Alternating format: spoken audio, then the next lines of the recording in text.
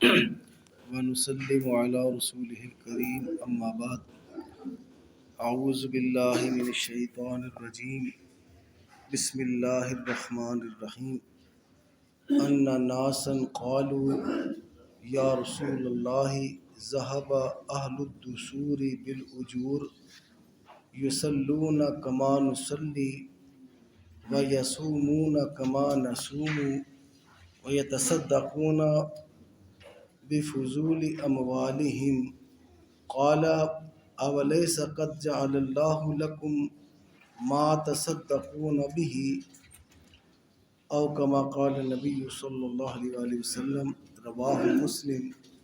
امام مسلم نے اس حدیث پاک کو روایت فرمایا اپنی صحیح میں، اور امام نووی ریاض الصالحین میں اس حدیث پاک کو جس باب میں لائے آپ جانتے ہیں کہ باب کا مفہوم یہ ہے کہ نیکی کے بہت سے راستے ہیں، چند کاموں کا نام ہی نیکی نہیں بلکہ بہت سے کام جو ہیں مسلمان کے، بہت سے بھی الفاظ صحیح نہیں ہے بلکہ مسلمان کا ہر کام نیکی ہوتا ہے۔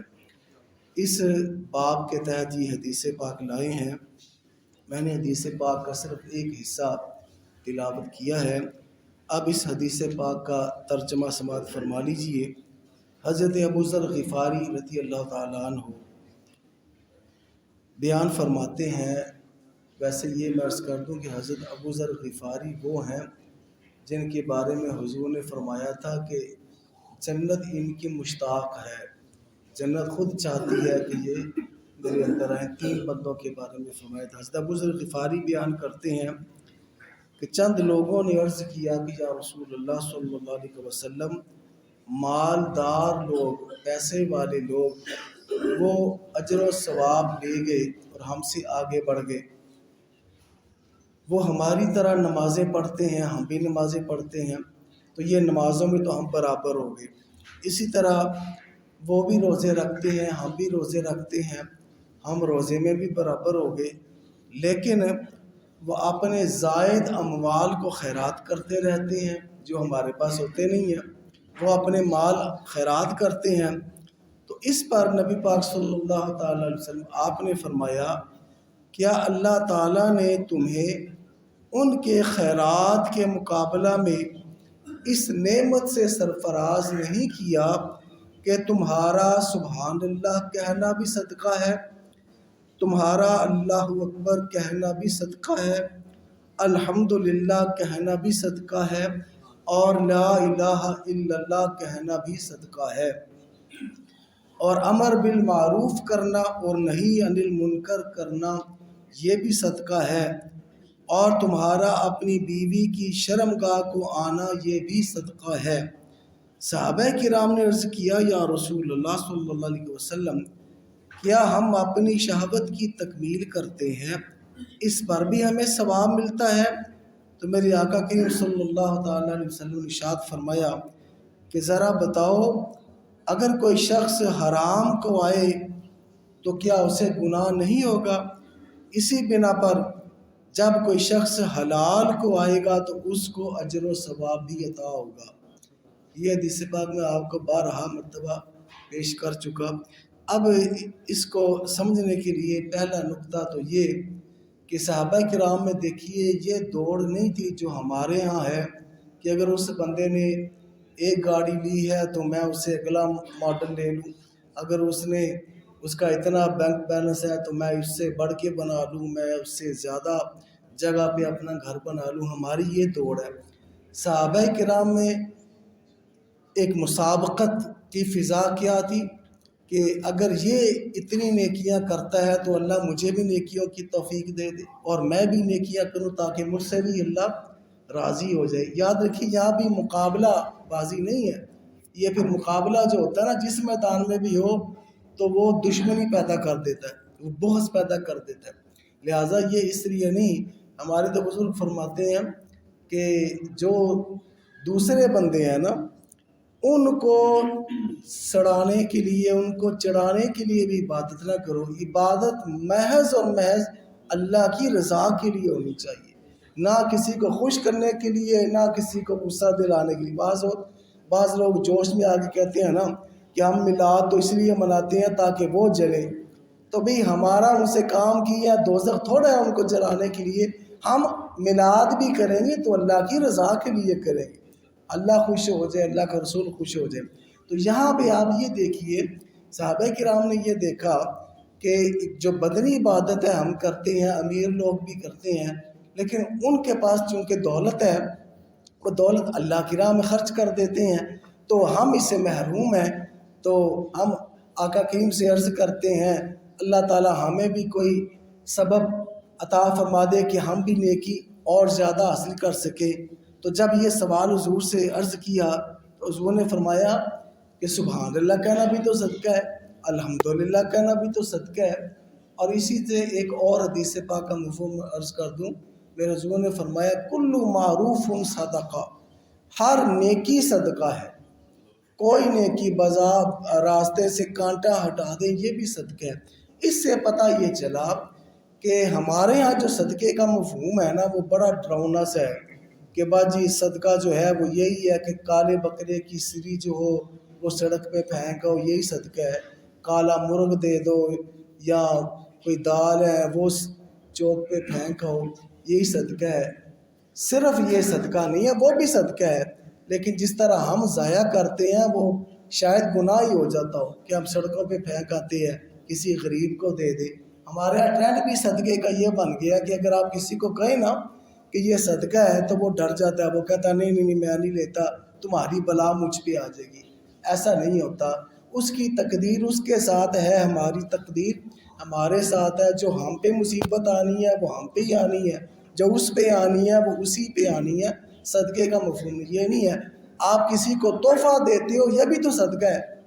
یہ صدقہ کا مفہوم ہمارے ہاں وہ ہندوؤں کا ہے رواج کہ جی وہ اس کی جو مصیبت ہے وہ اس پہ آ جائے گی، اس کی اس پہ چلی جائے گی، یہ سب ہندوؤں کا کام ہے۔ مسلمان جو ہے صدقے سے مراد یہ ہے کہ اللہ راضی ہو۔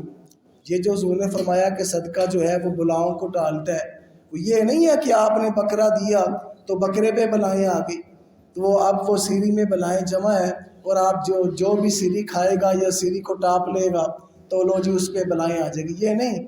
بلائیں دور کرنے والی ذات اللہ کی ذات ہے۔ صدقہ بلائیں دور کرتا ہے، اس کا مفہوم یہ ہے کہ جب آپ نیکی کرتے ہو تو اللہ راضی ہوتا ہے، تو اللہ راضی ہوگا تو بلائیں دور کر دے گا۔ اللہ مالک ہے، اللہ مشکل کشا ہے، اللہ تعالیٰ مصیبتوں دور کرنے والا ہے۔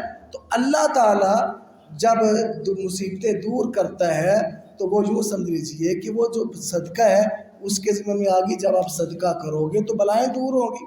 تو یہاں پہ میرے حضور نے فرمایا سبحان اللہ کہنا بھی صدقہ ہے، اللہ اکبر کہنا بھی صدقہ ہے، الحمدللہ لا الہ الا اللہ، جو کوئی بھی اللہ کا ذکر ہے وہ کیا ہے؟ صدقہ ہے۔ اب اس سے جو بہت زیادہ ہمیں سیکھنا چاہیے وہ یہ کہ ہمارے ہاں جو ٹرینڈ ہے کہ جب تک مال خرچ کریں گے صدقہ پھر ہی ہوگا، یہ نہیں ہے۔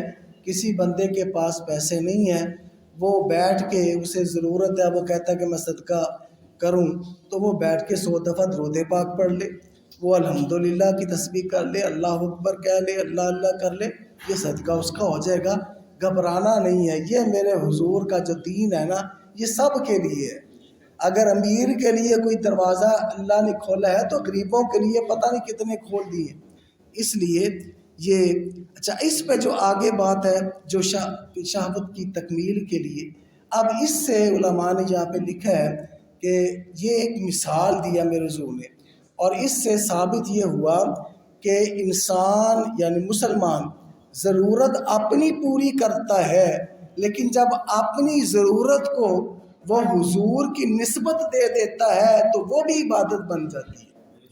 کام اپنا ہے، مسلمان ہو یا کافر ہو، وہ کھانا کھائے گا، وہ پانی پیے گا، وہ سوئے گا، وہ اپنی زوجہ کے پاس جائے گا، لیکن اسے کچھ نہیں ملے گا۔ جب آپ مسلمان ہیں، حضور کے غلام ہیں اور حضور کی سنت کے مطابق یہ کام کریں گے، ذہن میں حضور کی سنت کی پر چلنا ہوگا، تو اللہ تعالیٰ آپ کو کھانے پر بھوک بھی مٹائے گا، ثواب بھی عطا فرمائے گا۔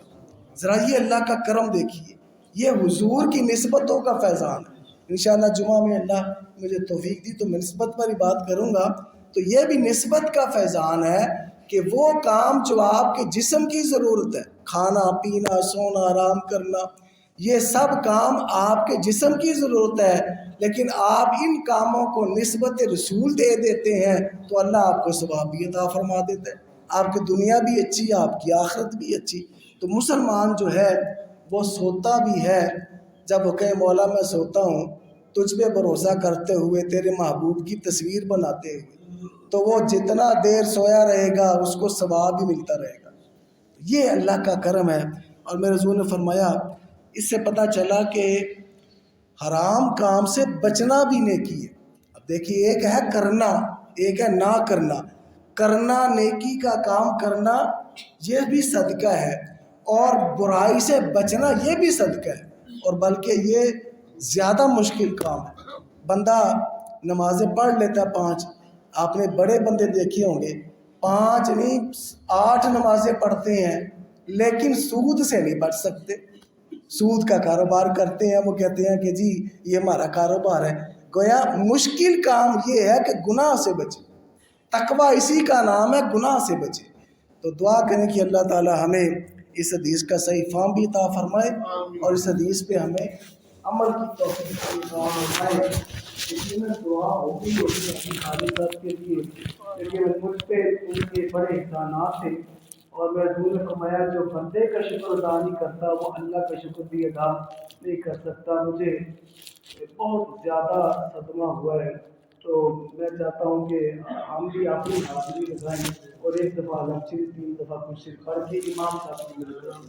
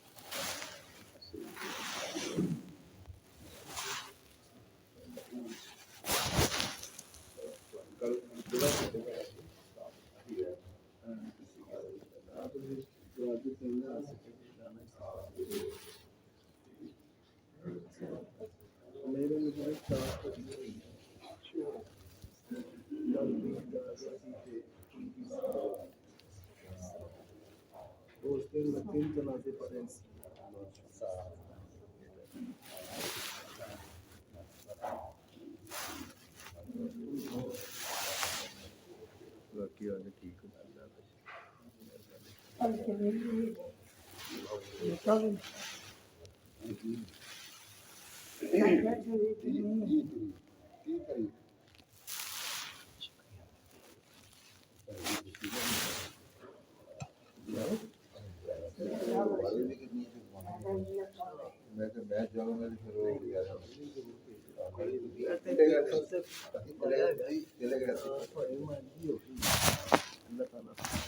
کرو دعا بھی انہوں نے بالکل منگائی تھی کل بھی ہوئی تھی جی میں نے کروں گی بڑے پانی رونق مسجد کی بڑی رونق تیرے جناب علی ساری نمازاں پڑھیاں نہیں جو جب بعد قرآن بھی پڑھیا انہوں نے سارا تو پہلے آتے تھے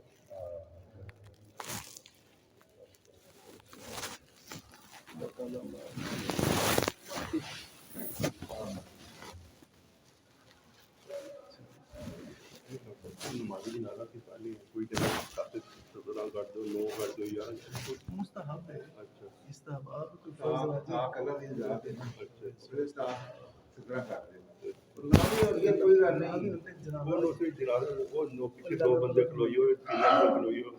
ہر جگہ میں بھی محسوس کیتا ہے کہ وہ جڑے مستحبات ہیں نا اس میں سختی کرتے ہیں تے جڑے فرائض نہیں وہ ایک کسی نوں جنازہ یاد نہیں ہوندا تے وہ 17 یاد ہوندیاں نے کہ جی 17 رواج بن گئے نماز جنازہ میں سواد یاد نہیں کرتے یہ اسی گل ہے مسئلہ ہے تھا ہے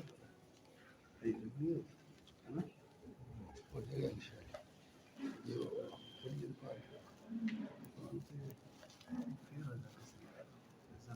کام کا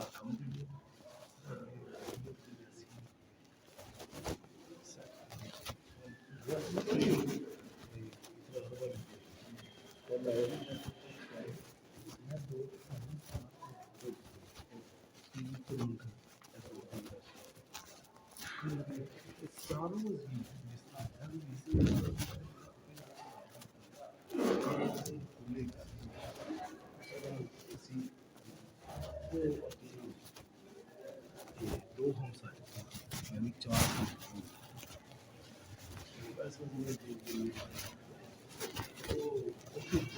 سفر کے نام خیر سوچ کے بھائی تک نہ آ جائے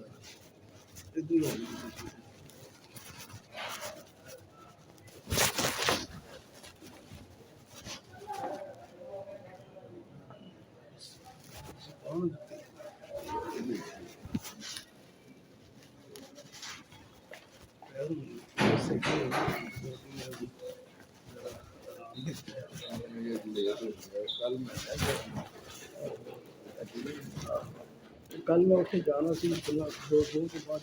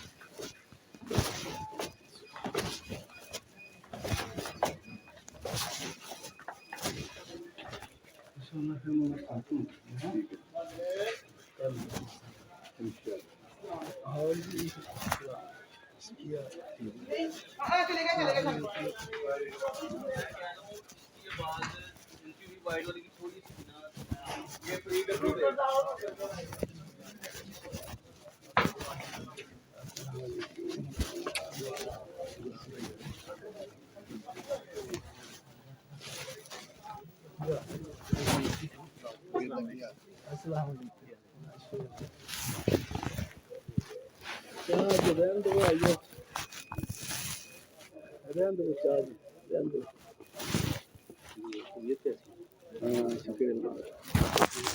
علیکم واپس آ گئے ਗੱਡੀ ਖਰਾਬ ਸੀ। ਅਸੀਂ ਜਿਸ ਗੱਡੀ ਤੇ ਆਖਰੀ ਵਾਲੀ ਗੱਡੀ ਸੀ ਉਹ ਖਰਾਬ ਸੀ ਤੇ ਲੇਕਿਨ ਅਸੀਂ ਜ਼ਿਆਦਾ ਦੇਰ ਉੱਥੇ ਬਾਹਰ ਖੜੇ ਨਹੀਂ ਹੋਏ, ਲੇਕਿਨ ਉਹ ਬਾਹਰ ਆ ਕੇ ਕਿਸੇ ਦੇ ਇੰਤਜ਼ਾਰ ਵਾਸਤੇ ਵੀ ਫਿਰ ਖਲੋਣਾ ਪਿਆ।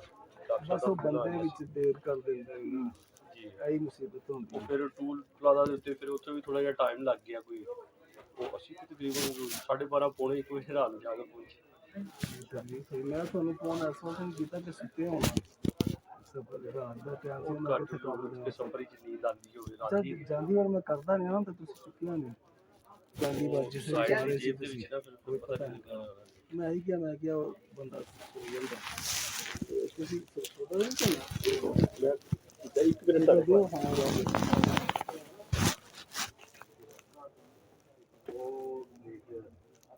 ਉਹ ਤਕਲੀਫ कैसी है ਘਰ पर खड़ी है भाई जान ठीक है भाई जान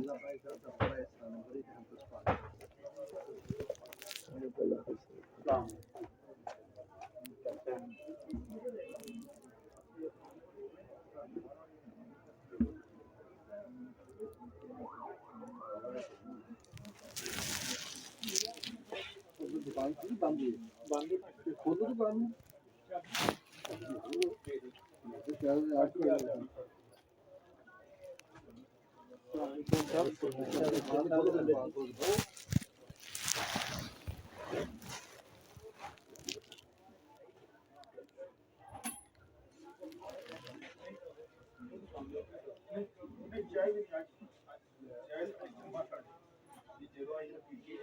हो सका सब खैरियत।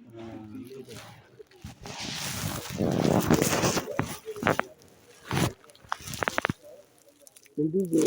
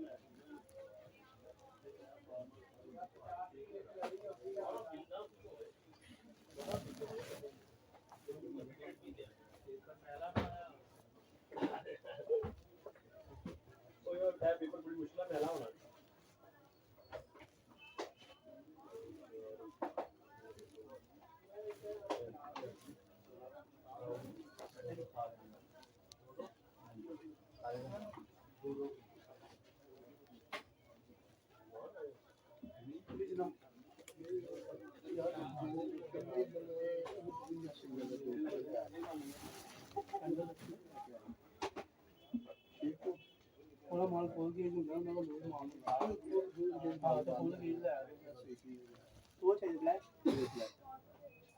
ढेर तक कर लेंगे कोई